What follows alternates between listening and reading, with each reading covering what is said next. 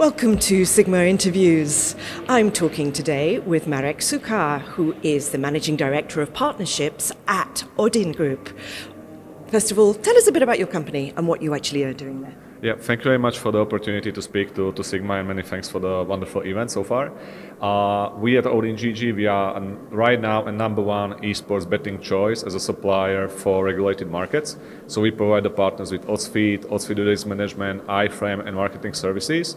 So when it comes to esports betting, we provide the 360 services that can help them with the traffic, but at the same time with the product. We operate globally. We have multiple partners, direct as operators, as well as platforms. We are constantly growing and bringing more partners on board. You've had a particular focus recently on Latin America, I understand. Tell me a bit about the potential there. What are you seeing?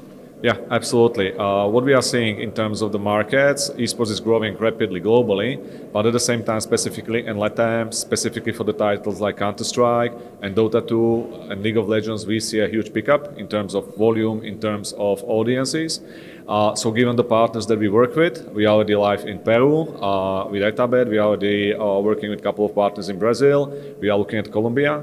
So the market is growing in a crazy way because of the viewership and because of the titles, they are getting the traction there. And we also mentioned a moment ago that you're expanding in the US and Canada. Tell me a bit more about those markets. Yeah, absolutely. US is expected long term to be the largest betting market globally when it comes to, well, regulated one. We already are live in New Jersey, where we offer our services to our partners. We have recently obtained the license in Ontario, where we will start operate soon with some of our partners as well. And at the same time, we have started the process when it comes to Colorado licensing, and the more licenses are sure to be followed. Do you see any, obviously we're going through a period of pretty much serious economic turbulence at the moment. Is that having any impact at all on the esports market? Not at all. In general, I guess, as everybody knows, when it comes to betting in general, this is relatively anti-cyclical, so it is steady. The only exception was COVID era, but this has nothing to do with economic, it was lack of content. And actually in that era, quite the opposite happens, because esports was one of the very few sports that actually was able to provide the content. So essentially, even when there were a significant drop in terms of regular and traditional sports, esports grew. Some of that growth steadily continues to happen as well. Some of that dropped, specifically for e-simulators, but at the same time, when it comes to esports, we are just constantly seeing the growth, both in terms of the volume on existing clients, as well as the new clients that are actually coming into the scene. They understand this is a new demographics, this is something that they want to target.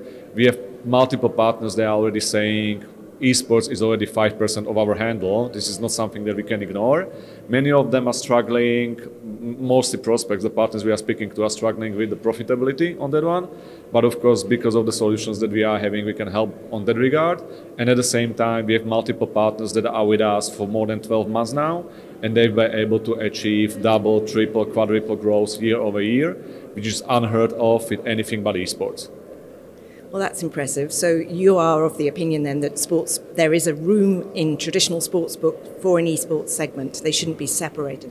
Absolutely. We work with multiple esports-centric providers, esports-centric bookmakers. And of course, this is their bread and butter. But at the same time, we work with multiple traditional sportsbook like Betway, Sportsbet.io, Tipsport. They are already seeing that esports is not something they should overlook because it's a significant part of their portfolio.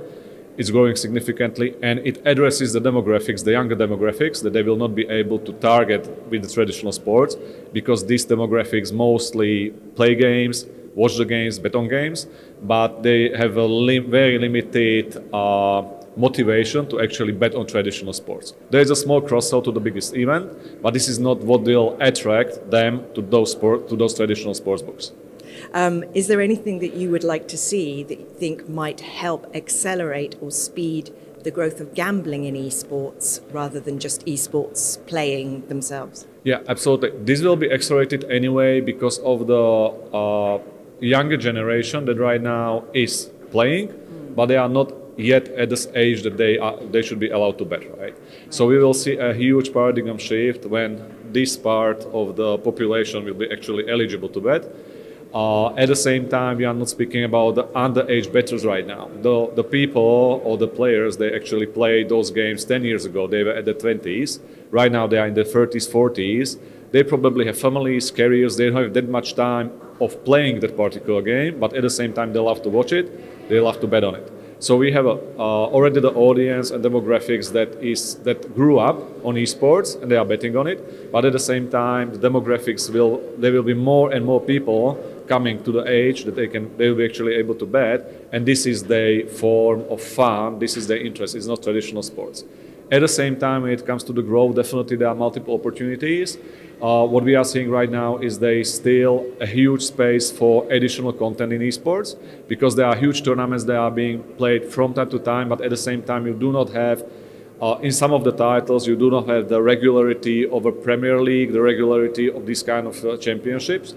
But this is something that is happening in the industry, so there will be more and more content coming in that way. And of course, the second part of that is the growth of the regulated betting market itself.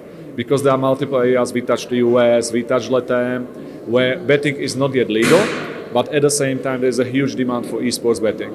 So when we moved into the regulated state of these markets, of course there will be more and more people eligible to bet. So the market will grow also from the perspective of the market opening up because the demand is already there. If you had to put a finger on a global market which you'd really like to see as being the next regulated market, which one would it be? Yeah, it will be 51 fingers on US, right? It will not be just one finger. So we are speaking about dozens of those markets being regulated when it comes to esports already, but we have plenty to come. So that is definitely a huge market to target, but it is extremely fragmented. But at the same time, there are markets like Brazil that are growing. There are markets like South Korea and Japan that we know how it is going. So probably it will be a wishful finger. But at the same time, right now, the biggest opportunities and what is actually opening up, I would definitely say Brazil and the US. Thank you. Is there anything else you'd like to add? It was a pleasure being here. I'm extremely grateful that more and more operators and platforms are actually interested in esports. So it is good to speak to the industry, educate the industry so they do understand and opportunities that actually lie in that area. Thank you very much for joining us today, Marek. That's great. Thank you very much. It was a pleasure.